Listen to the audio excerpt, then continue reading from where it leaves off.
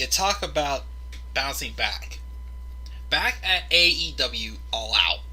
By far, AEW All Out 2020, by far, at the time, AEW's worst show yet.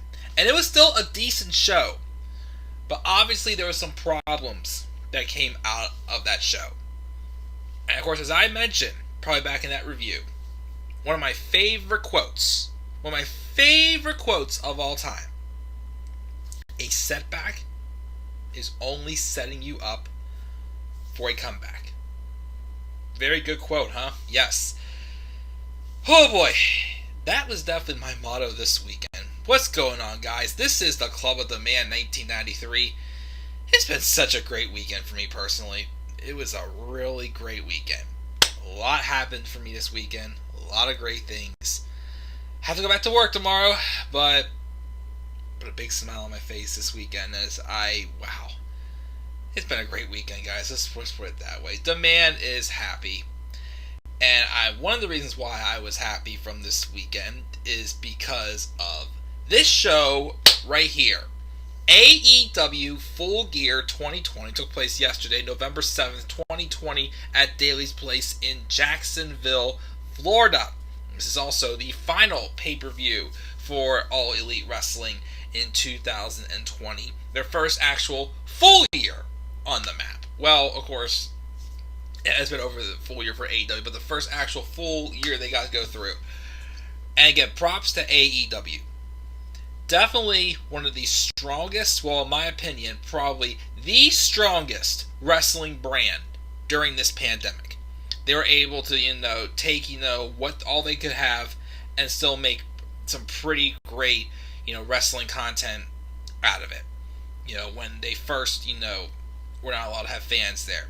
They had superstars there at fans. And all they had them do was just be themselves. And it worked. They have a small capacity they allow now to AEW live events and whatnot. It's worked. The crowd for this show was unbelievable. And it just completely epitomizes, just how much fun this brand is to watch. They've had their strikeouts, they've had their home runs. Either way, though, you can tell that the people working for this company, as I always say, are very passionate about their craft and what they do in the wrestling industry. I love this show. The card was stacked from top to bottom, and I knew this was going to be a great show, and it was. Was there a couple disappointments? Small, teensy, weensy ones. Nothing like that amazing. Not like that astronomically horrible, though. But this was awesome. Again, after the setback of what was AEW All Out back in September, this was an excellent bounce back. This may be, in my opinion, possibly be the best wrestling show I watched this year. This was a really good show. A lot of moments, a lot of new stars were built as well. It was just great.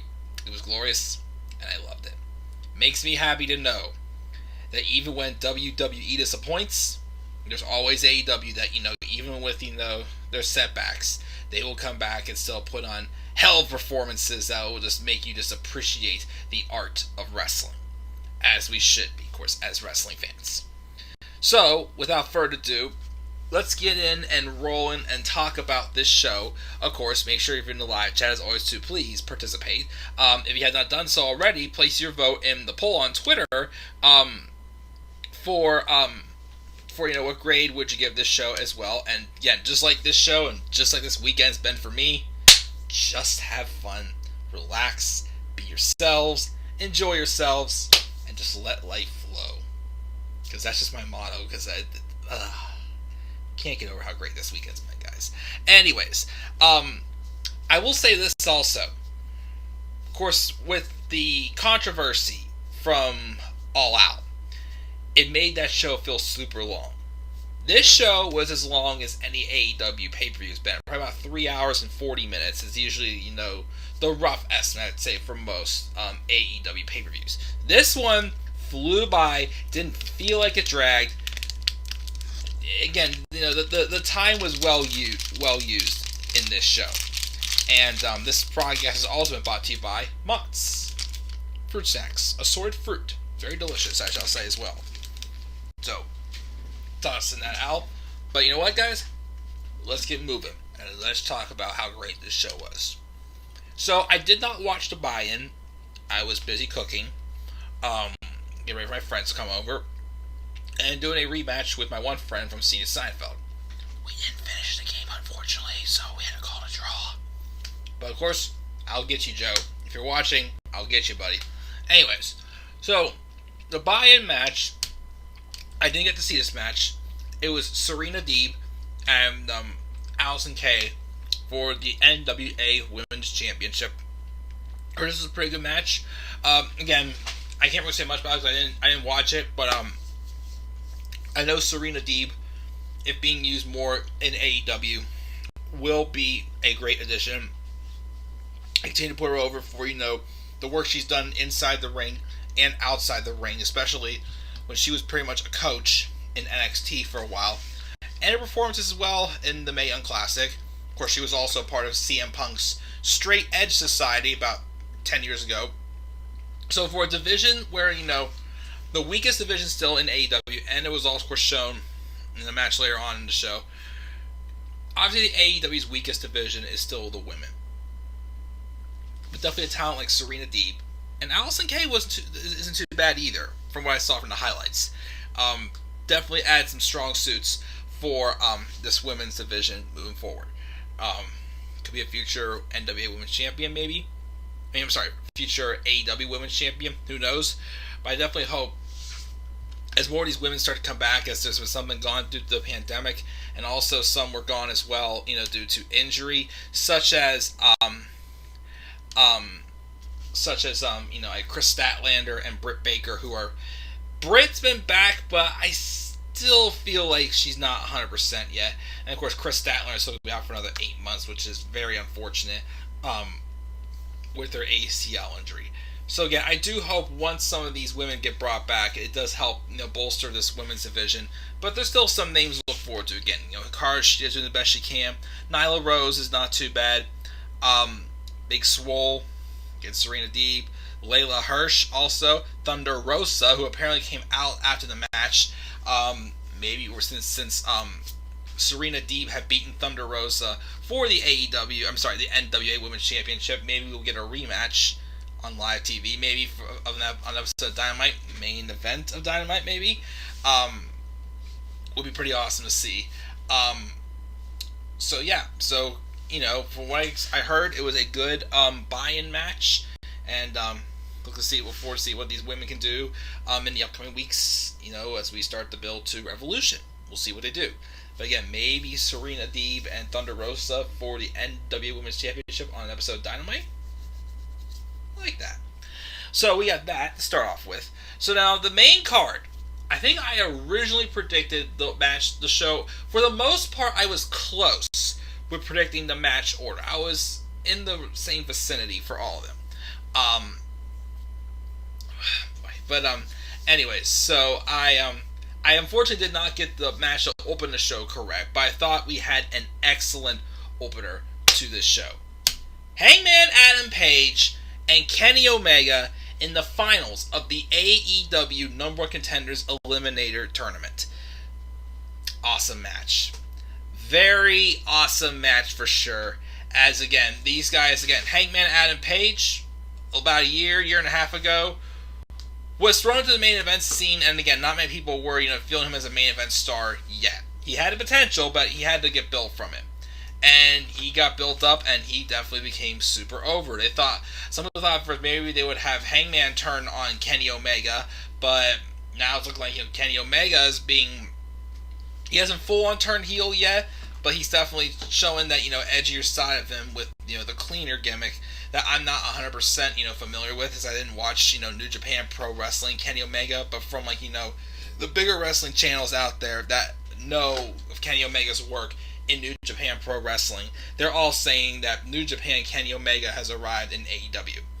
Again, they kind of have, in the first year, have, put the cuffs on Kenny, held it off, wanted to make it fresh, and build up young stars, other stars that obviously are not on the level that Kenny Omega can be when the cuffs are off of him. Well, now that it's been a year and those stars have been built, like the Jon Moxleys, the Orange Cassidys, the MJFs, the several other people, the Darby Allins, we'll talk about him shortly, of course, as well. The Hangman Adam Pages. So many stars that were built up. And again, they could have just had Kenny Omega come in and literally be the guy and just run this brand. But nope, they eased back, built everything up around Chris Jericho, and then Jon Moxley, who again is now ranked, the best wrestler in the world today, which is freaking awesome for a man after, hearing the story about his departure from WWE and then come to AEW and just, letting loose and letting him be, the best version of himself as he says it is. But, Kenny Omega, let, the brand season out. Now that it's seasoned out, he's got to be him. And, there's a lot of good counters and a lot of good hard-hitting moments as these two former tag team partners can just beat the hell out of each other. A part of the match that scared me, though, was when Omega did that, one type of, pile driver. It looked like that Hangman had landed on his head, but it wasn't as bad as it was. He was able to finish the match. I don't hear, anything bad happen. But that was a great spot there. Just great back and forth counters. And, of course, obviously, these two are getting ready for their finishers. How many times either one of these guys kicked out of anybody else's finisher? They teased them, but they weren't able to pull off the finisher itself, which some people would say that's a good thing, and I do kind of agree. You don't always have to have a finisher fest in all your matches where they kick out finishers, because again, it just waters it down. So this match came down to whoever was able to hit their finisher first on the button would be the winner. And that, my friends, was Kenny Omega. I predicted Hangman Adam Page, thinking they were going to pull off the upset, kind of the, evolve Kenny Omega's, heel character a little bit more. I still feel they will do that at some point down the line. But this was still great. Kenny wins. He is now the new number one contender for the AEW World Championship, which they most likely will hold off that match till Revolution in February. We have quite a few months until that show, which is again on February 27th, I believe it is. But of course, last time Omega took on Moxley in Moxley's yard. This time it'll be Moxley taking on Omega in Omega's yard, as Omega excels in one-on-one matches, with no stipulations. Moxley, the unsanctioned street fights, CZW type matches, of course, that he had in this show as well, that's where Moxley thrives. So obviously it's now Omega's turn to turn the tables on Moxley, as I think it's pretty obvious, even though I kept saying that they already did it, but we already seen the match, but nope, they're giving it time to build it up. I'm very intrigued by what they're doing. Kenny Omega with his cleaner gimmick coming to AEW. So I very well gotta say that I think Kenny Omega is going to be the next AEW World Champion and dethrone Jon Moxley. And it's going to be nice to see that Jon Moxley gets a whole year title reign, as he definitely deserves it. He wouldn't have gotten that in WWE. Nope. No way, Jose. He would have never gotten that in WWE. But he's getting it here, and we're happy for him. So, be ready, Mox. Kenny Omega is coming after you, which we kind of saw teased at the end of the show. But just an amazing opening match. Probably so far the best opening match to a pay-per-view in AEW history, or at least one of the best, I would say. So, excellent opening match by these two men. The next match on the show was a nice cool-down match, but it ended up being better than I thought. It was a singles match between Orange Cassidy, freshly squeezed Orange Cassidy, and John Silver. Everything this is going to be just a brief, decent comedy squash match. Not squash match, just a quick, little match just to, put one of these stars over that that was going to, that was just going to be kind of like a nice cool down, but an effective cool down match. This was a cool down match, that main event, but this was still a great match in general. Orange Cassidy obviously did his stuff teasing, John Silver, but again, John Silver, the character in general, again, was just, it shadowed a lot, uncovered a lot more in this match for sure. This was a great match. Again, it was another character building performance just to give Orange Cassidy reason to keep his stock, but also get some eyes on John Silver as well, as some people already are intrigued by him in the Dark Order. But this is just a match to kind of make you a little more intrigued in him and want to be able to see him, do more than just, be, stuck in the clan of the millions of people involved in the Dark Order. Definitely somebody down the line who can challenge for the TNT Championship, I believe. Of course, gets a new champion currently. Not sure who's going to go out of the TNT title. But it was good. It was better than I expected it to be. Again, I thought it was going to be decent. I thought it was good to great. Again, this was another good match. Again, another way to build another good star in John Silver. Orange Cassidy, though, gets a victory. Completely fine by that. And but John Silver had a breakout performance for a singles match. So, props to both these men for making this match work after following up with that great opening match. So yes, so we gotta give them the props there for that. So that's that match. Next match. This was not match of the night. But I will say, of all the matches on this card, this one personally was my favorite match. So, I thought that, a couple weeks ago, I was hoping this next match would have been a triple threat match for the TNT Championship. Because I'm like, the match we're getting, I've seen this how many times? Well, it's come full circle in a series of matches, and it told a beautiful story. And of course teased a possible character change for, the man on the losing end. The next match, Cody Rhodes. That's right, you can call him Cody Rhodes in AEW, as WWE traded and forfeited the rights of the Rhodes last name, and in exchange for, I forgot which two things they exchanged for. But yes, Cody Rhodes versus Darby Allin for the TNT Championship. I go back to the story at Fyter Fest last year. That was the first time I'd ever seen Darby Allin wrestle. And I was very intrigued by him in this match with Cody Rhodes. And of course, Darby has faced him, I think, once or twice also since then. I know one of them went to a draw, and he's lost once and I think twice in both the matches they've had one-on-one. So this match happens, and I'm just like, this could be a moment maker. You've made Darby Allin a lovable, daredevil underdog. And it's just about time that he capitalizes. Like, a moment where you gotta strike while the iron is hot. And this match was brilliant. Again, Cody Rhodes obviously was really getting into his own head in this match. He was playing the heel. Of course, he came out, to a nice entrance at the beginning. But Cody Rhodes was actually coming across very cocky, very arrogant, very frustrated, feeling like, that Darby Allin was pushing him past his limits. And, again, he was coming off as a freaking heel. But the crowd began to turn on Cody Rhodes.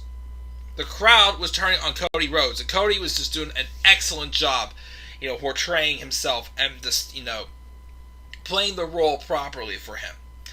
And Darby Allin looked like a boss in this match. My favorite spot in this match, one of them at least, was when Cody Rhodes hit a crossroads off the top rope and just jumped so high, did it in the air, landed. Darby, though, of course, rolled all the way over to the ropes and was able to save himself from kicking out in this match. From losing this match. As Cody Rhodes again brought the fight to him, Darby Allin somehow hung in. And I love the way they shot this. It looked like Darby was about to lose at that crossroads. But you don't even see him move his arm or anything whenever he was in the pinfall. But they pulled a Triple H and Dean Ambrose from 2016 at Roadblock. Darby Allin's right arm was underneath the ropes, in the right spot for it to be considered that he has his hand on the ropes to break the count and save himself from losing the match. That was brilliant. And the way it was shot too, literally like cut off, the part of his arm. You couldn't see him reach. So it was that suspense. When the referee stopped, it's like, what, did he grab the ropes? He pulled back, and he didn't fully grab the ropes, but he had the other roll in there, which also, again, just got into Cody's head like crazy. I will say the one thing I would nitpick about this, though, is they had Cody Rhodes kick out of the coffin drop. They've had a couple too many people anymore kicking out of that coffin drop. Getting back to how I said, not every match has to be a finisher first. I mean, what they did with Cody's Crossroads was a great way to protect it. The fact that Cody Rhodes kicked out of the coffin drop, though, without much of a protection, I was a little head scratched on that. But then they then went some back and forth, schoolboy roll-ups. And,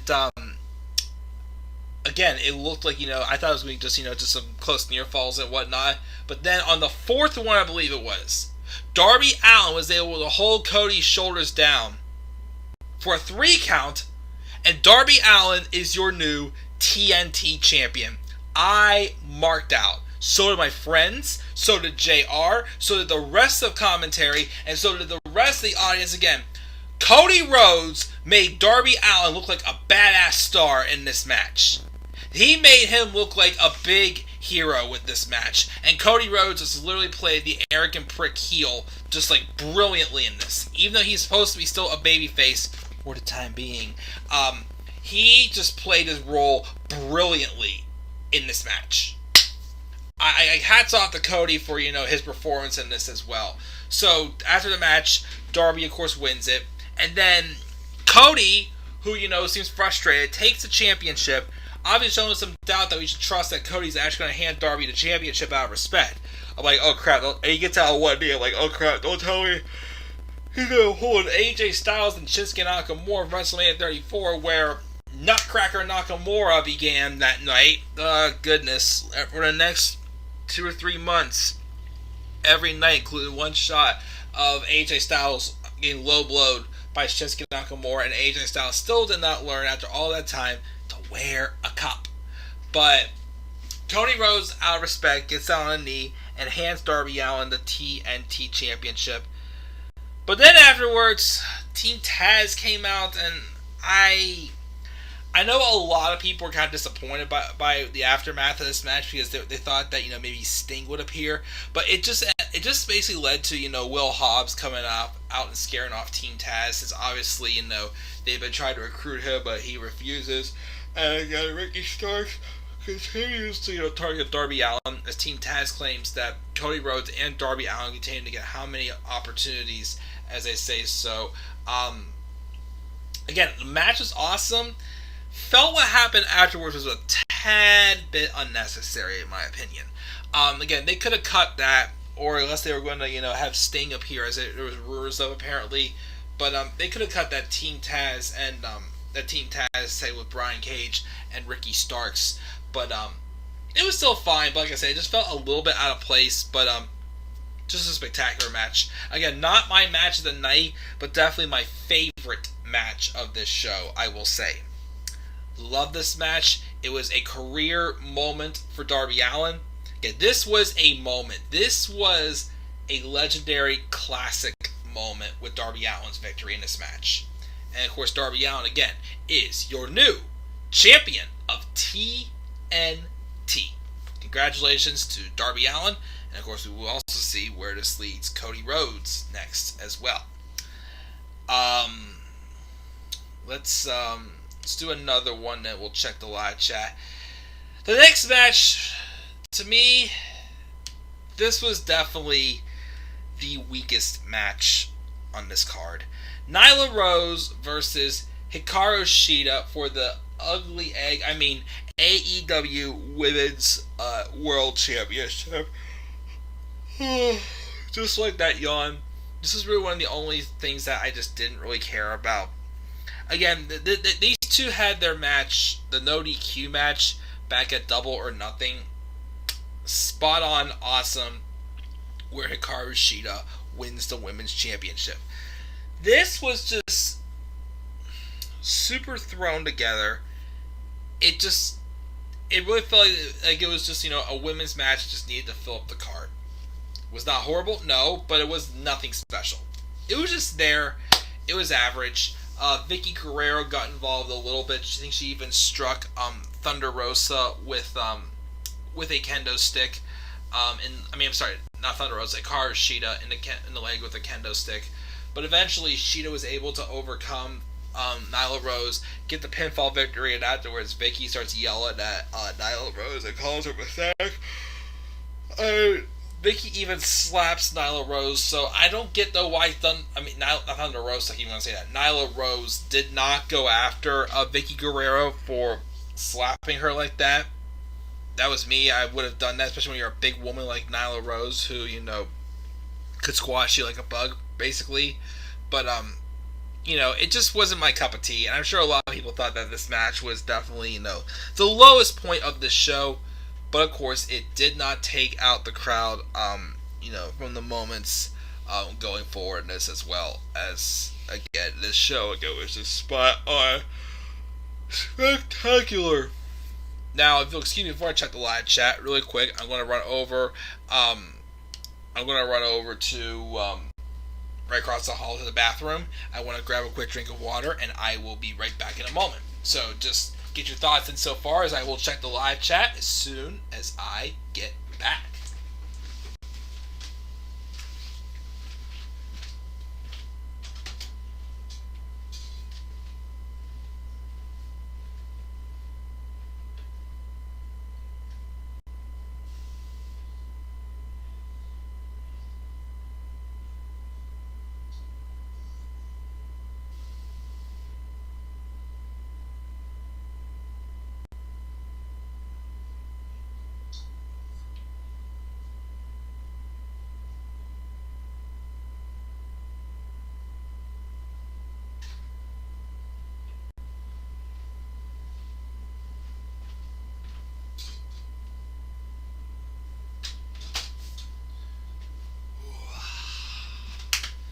Refresher there. Gotta get some water in me. Just get some energy back. Okay, so yeah, that was this match again. Like I said, definitely the weakest match on the show. Wasn't horrible, but it just wasn't that interesting to me. So that's what happened there. Live chat. We got Tyler. What's up? JR said, "Who won the tag titles? Where's the new tag champions?" He did. I don't know what he meant there. Well, yeah, there was new tag champions. Yes, we're lazy with Survivor Series WWE. Getting Rail showed up on the show. I'm surprised he did. And I thought Sammy Guevara was going to get thrown into the lake of reincarnation. Me too. We will talk about that shortly. 2 title changes, 3 retains. Worst GM for Raw and SmackDown. I don't know about SmackDown, but definitely they made Foley look pretty bad. Worst Survivor Series match. Worst Survivor Series match. I don't know, but Survivor Series 2015 to me was still the worst one. My favorite Survivor Series match still has got to be Team Cena versus Team Authority. His worst is 2018 series and his best 2003. Nice. And that Gangrel showed up as well. We'll talk about that Elite deletion match very shortly. But of course, as always, thank you guys for stopping the live chat. Keep it rolling, guys. So far, that's what we got from this show. They should also do a general manager for AEW. Yeah, they could. And if they were a new title for AEW, definitely that women's title again. This women's championship, I'm sorry, is so freaking ugly. It looks like a little egg. That's what it looks like. Ugly. Sorry. The next match, though, didn't quite hit the high note I wanted it. I don't know why. It just didn't quite to me. It's probably because I've seen, a better tag match this year. But this match, dream match, did not disappoint me whatsoever. We've got FTRs, Cash Wheeler and Dax Harwood, taking on Matt and Nick Jackson, the Young Bucks, for the AEW World Tag Titles. I will still say my tag match of the year is probably going to be the Young Bucks versus Omega and Page from Revolution. This almost topped that. This was an amazing match. Again, definitely a dream match contender instantly as soon as the Revival got out of WWE and went to AEW and became FTR. Awesome match. It started out very slow at first. This match literally was just like style versus style, with them trying to play each other's game. Most of the first part of the match was, the old school, no flips, just fists. It was FTR's match. And they continued to work again. The psychology in this match was off the charts. That's what I always put over Wheeler and Harwood for. Their psychology when they were in NXT is just so great because it's very simple and it's nothing like too spectacular, but they look like geniuses that are, able to put on just a great wrestling match with such a simple philosophy, and that's all I need to do to look great. And I couldn't appreciate that enough. And then of course, the second half of the match, it became a high flying match, dominated by the style of the Young Bucks. Of course, the psychology continued to play in as Dax Harwood suffered a horrible gash on his hand about a quarter of a way into the match that obviously affected his right hand from throwing any jabs at the rest of them.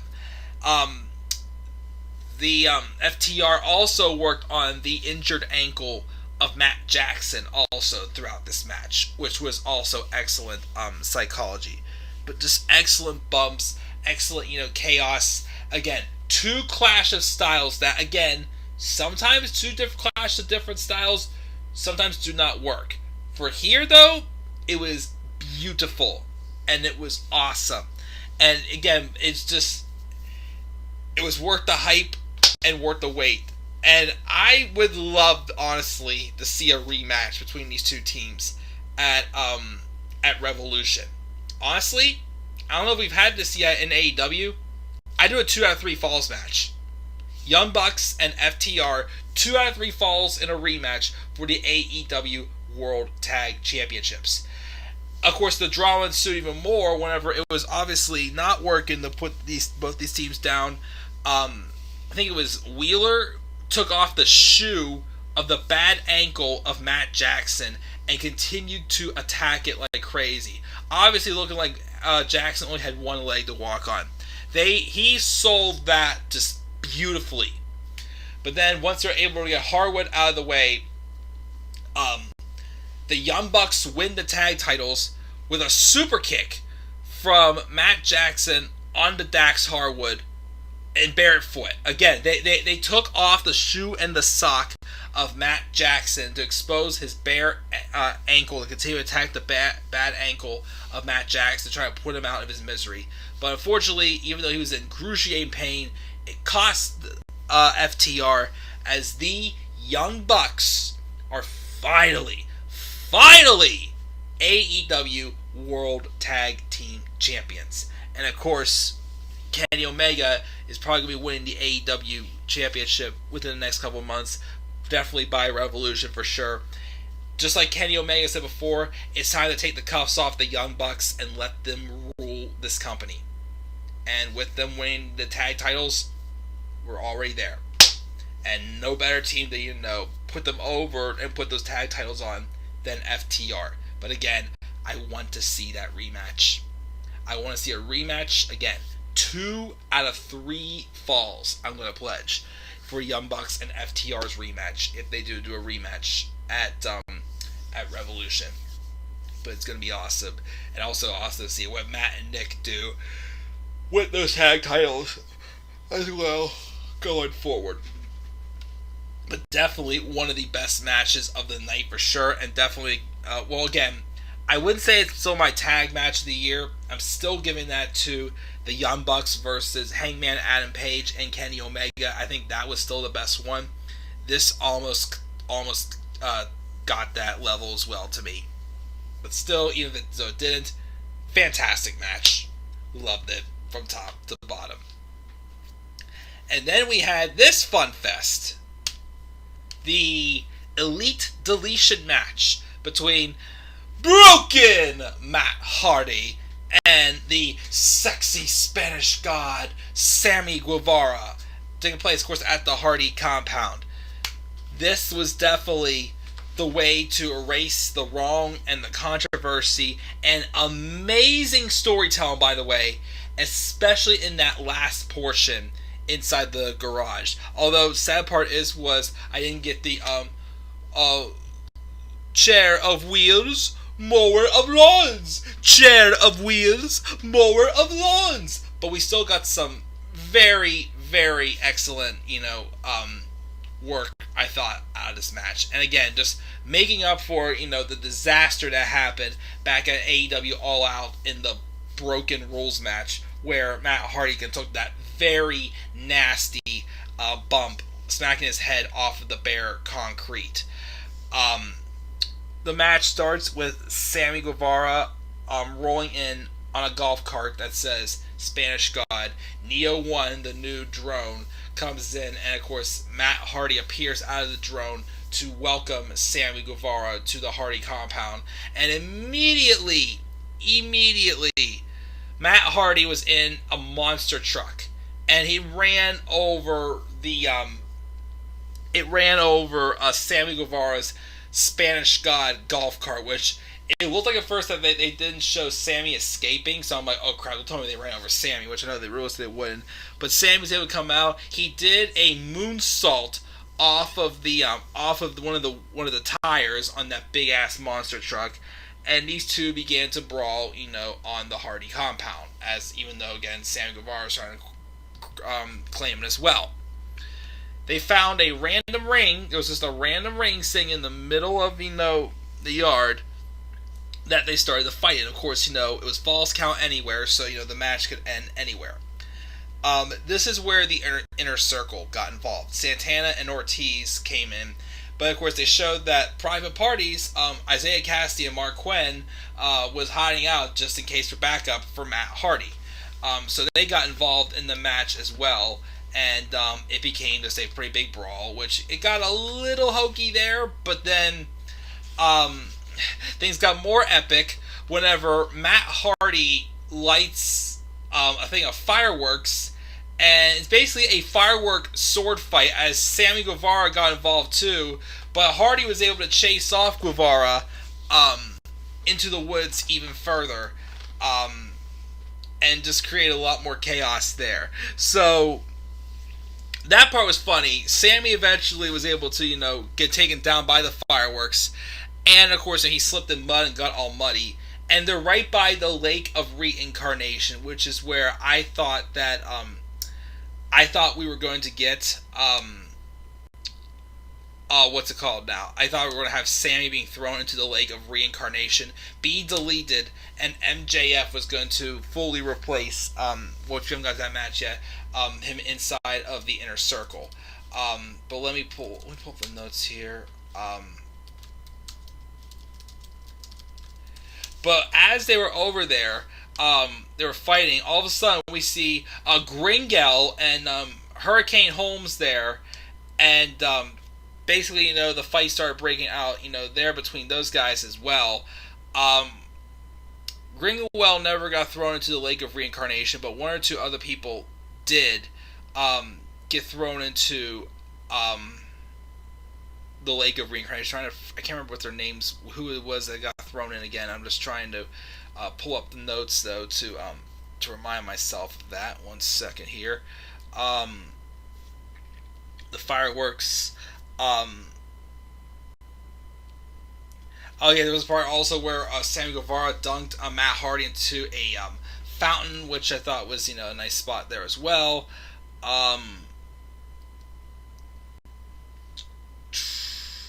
But yeah, Hurricane Helms and Gangrel had taken out Private Party, and then Hurricane Helms was thrown into the Lake of Reincarnation by Sammy Guevara, who then sidestepped a twist of fate, and then Gangrel, the Hurricane, Private Party, and Santana Ortiz all began to brawl. Then eventually, the Doom of Demolition, of Deletion, which is the warehouse, was in there. Hardy was able to shut the garage, and they locked themselves inside as they continued to brawl.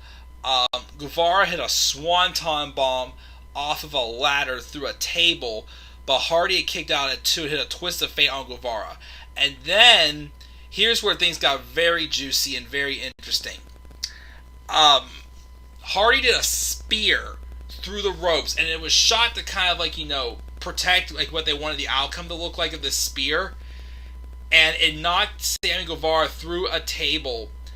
And then they showed, again, you don't see the shot, but then you're then showed that Sammy Guevara had a gash in the back of his head, which was obviously, just like a symbolism, just, revenge, like throwback or whatnot to what happened at All Out. When I did that, I'm like, oh, sheesh, like, that gave me quite chills of a reaction, but it was just like, they obviously protected this, that way Sammy didn't have to, for real, take a bad bump, off the bare concrete, but they meant to imply that as well.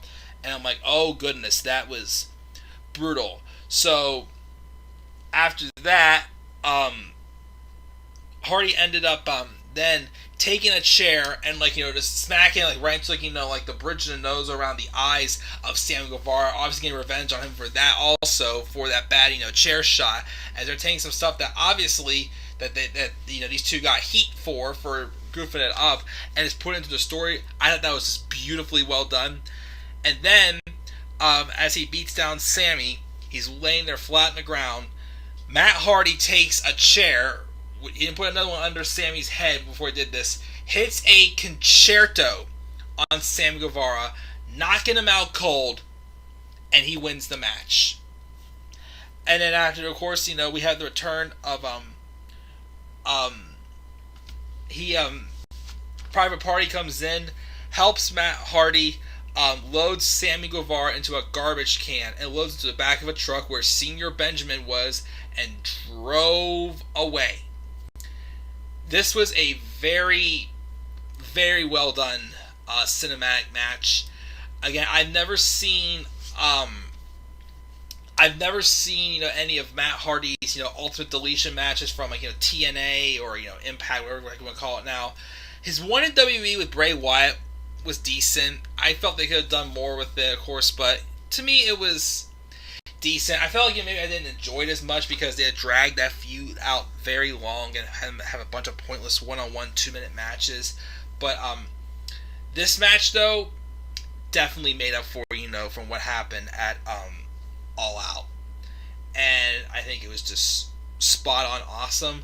I don't know where Matt Hardy goes from here. I wouldn't mind seeing him feud with MJF, or even getting a match with, Moxley, or even him and Darby Allin, him and Cody Rhodes, him and Chris Jericho. Still a lot of options there, people. Him and Miro, the best man, who I think they teased some type of a tag match with them. Oh, and there's that other match between QT Marshall and Dustin Rhodes taking on Butcher and Blade. Now I forgot what match it's called. It's coming up this week. But this is still an awesome match for sure. As I'm still thinking this should, in my opinion, lead to Sammy Guevara turning face and being, removed from the Inner Circle. Of course, based off what happened in the next match. Even though the next match disappointed me just a little bit, but we'll get to it. The next match was the one-on-one match between Chris Jericho and MJF. And if MJF beats Jericho here, he joins the Inner Circle officially. This was okay. This was still a good match. But it didn't feel like a pay-per-view match to me. It felt like a match you'd see in the main event of Dynamite. If it was the main event of Dynamite, I'm sure it would have been ranked a lot higher. But it was still just a solid to good match to me. It wasn't as good as I hoped it would be. There wasn't quite as much involvement. I think a little bit from Hager and obviously Wardlow as well to help out. I guess the thing that disappointed me most about this match was this whole concept that MJF would do anything to join the Inner Circle. And I thought it was going to be some big, dramatic thing. What they did was, towards the end of the match, they had MJF, I forgot which weapon he had in his hand. Oh, he had the diamond ring, remember? Because he's the best. and you know it, or I'm better than you, and you know it. So there's that, and then Jericho was tossed in his good old friend Floyd, his baseball bat that he called Floyd.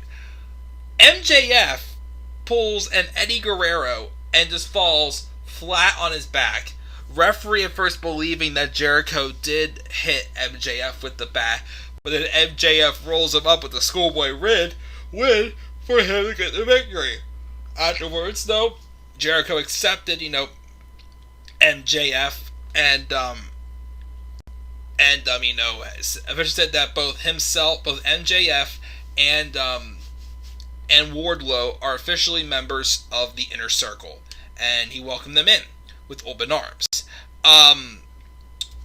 Again, I would like to see something a little bit more, a little more gruesome, a little more shocking, I felt. I mean, yes, obviously, again, MJF showing Jericho he can play his game pretty much with doing that type of tactic. To me, I felt like, they could have done something better, though, with that. Oh, something on TV from your room. I got a little confused there. But still good match. It just wasn't quite as good as I'd hoped so. But yeah, MJF and Wardlow are officially in the Inner Circle. And again, I'm intrigued to see what they do with Jericho and MJF. Like, this feels like a pair that, yes, they're meant to be single stars, but I feel like as a team, as a group, as a duo, they can do some pretty good things. Have a run, go after the tag titles maybe with the Young Bucks after they have their rematch at FTR that I'm pledging. Or, like I've mentioned also, they can each give themselves an excuse to have a triple threat match with Jon Moxley for their rematch, as, again, Jericho should have gotten a rematch for the world title. MJF has a reason to get another chance since Jon Moxley used the one move that was banned, even though MJF cheated as well. So again, there are things that intrigue me about seeing these two working together. At some point, yes, have another one-on-one match, and probably Jericho be the babyface. Definitely have a better match than they had here. I mean, they may have done that just they're not setting the bar too high for when they have another match further on down the line, which I'm pretty sure that will happen sometime next year, hopefully. But as far as MJF being in the Inner Circle, love it. I think it's awesome. Again, I would play the story of, again, having MJF being like the new, young lad in there, replacing Sammy Guevara. Write Sammy off briefly to sell his injuries, have MJF pretty much fill his spot. And when Sammy comes back, he would turn face, of course, if you would, Jericho or MJF, which would be pretty awesome. We'll see what goes. So, yep. And then the main event, this I Quit match for the AEW World Championship between Jon Moxley, the champion himself, and his longtime friend from CZW, Eddie Kingston.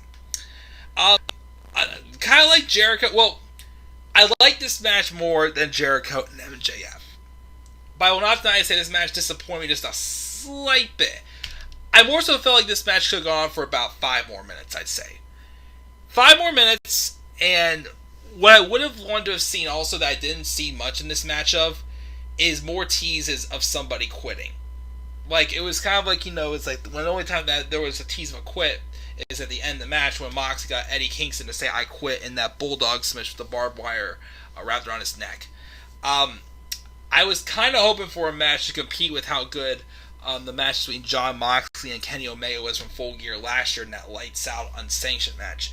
My thing is, though, is obviously when they tell this story, though, they had to be careful because obviously, if they were, if this one did count, and AEW did not sign off saying that they're not responsible for what's happening in this match, obviously at some point they couldn't go too far storyline wise. But this match was still very brutal. I would still say Eddie Kingston dominated most of this match, and I felt that he did need that with him. Obviously, it was pretty by a long shot that Eddie was not going to win here. Although some people thought that they could pull off the upset, have it happen. I would have been fine with that. These guys basically used some barbed wire. Not really much of chairs or any other things, but they used some barbed wire with the bat. Eddie Kingston had ripped some off of the bat to use on Moxley as they obviously cut their heads open, whatnot with the barbed wire. Of course, there was the thumbtack spot where Eddie Kingston brought in a sack of thumbtacks, dumped them down there, and unfortunately, who had to take the bump of the thumbtacks? No other than Mr. Moxley himself, who got out of it whenever him and Jericho had the Asylum match back in 2016. But then Eddie Kingston made it worse for Moxley with all those tacks on his back, and even a couple in his head also, which that made cringe a little bit there, but it was still some good TV. A new type of weapon was kind of used, as Moxley had the tacks in his back, but Eddie Kingston used alcohol. Not the drink alcohol, the alcohol you would use if you're putting it on a bad cut or something like that, even before you get a shot at the doctors. He dumped a whole bottle of alcohol onto the back of Jon Moxley. Obviously, with the pain from the thumbtacks, that just added in and made it more painful for him. I could tell it hurt like a son of a gun. But eventually, though, Moxley was able to fight back. Again, Eddie dominated most of this match, and he was able to get Eddie to say, "I quit," by not just putting him in his Bulldog submission finisher, but also wrapping a piece of barbed wire cut from the bat onto his neck. And Eddie Kingston says, "I quit." Jon Moxley retains the championship. Afterwards, of course, he tries to, put over his good friend, his longtime friend, his CZW brother. But, of course, Eddie wanted nothing to do with it. Again, this was obviously, even though, again, it was pretty predictable here that Moxley was going to win.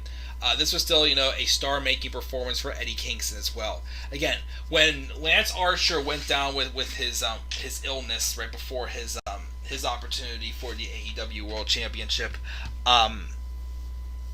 Eddie Kingston kind of filled his shoes briefly, and you could say that he won.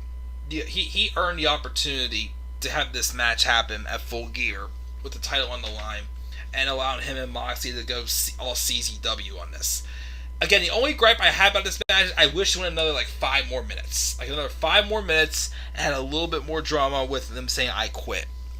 Because I feel I forgot this was an "I quit" match really until the end when Eddie said he quit, but nobody else felt really had a big tease of saying "I quit." But still, awesome main event and just an awesome way to end this show.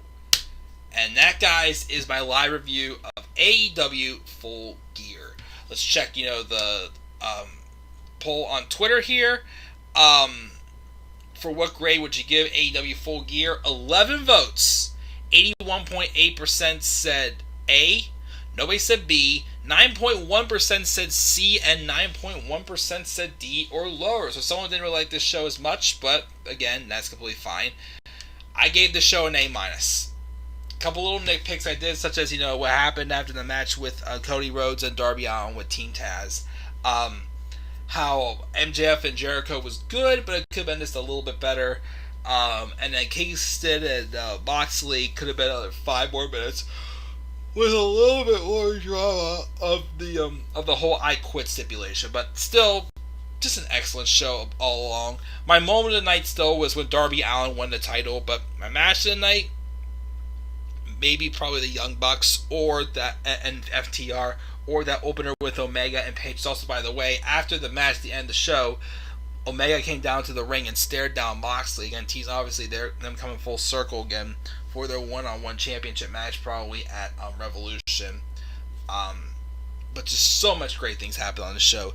Stat card did not disappoint. Gets an A- for me. Live chat. Let's see here. We got here. I'm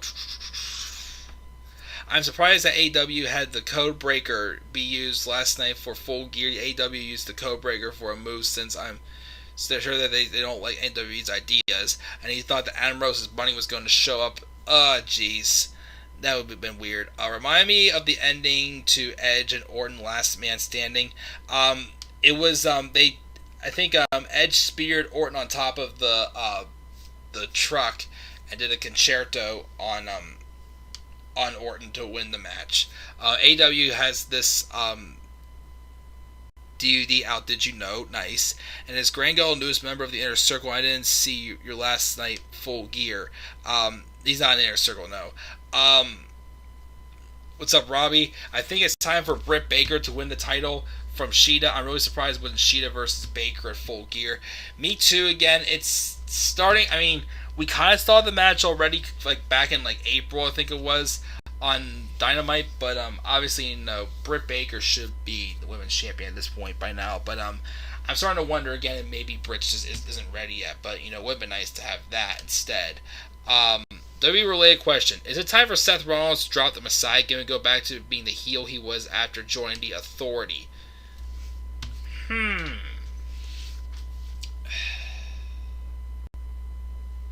don't know about dropping the Messiah gimmick, because I don't know, what he would do being like this heel Authority figure again. I still kind of like the Messiah gimmick. I kind of like how you just kind of like moved it over to SmackDown.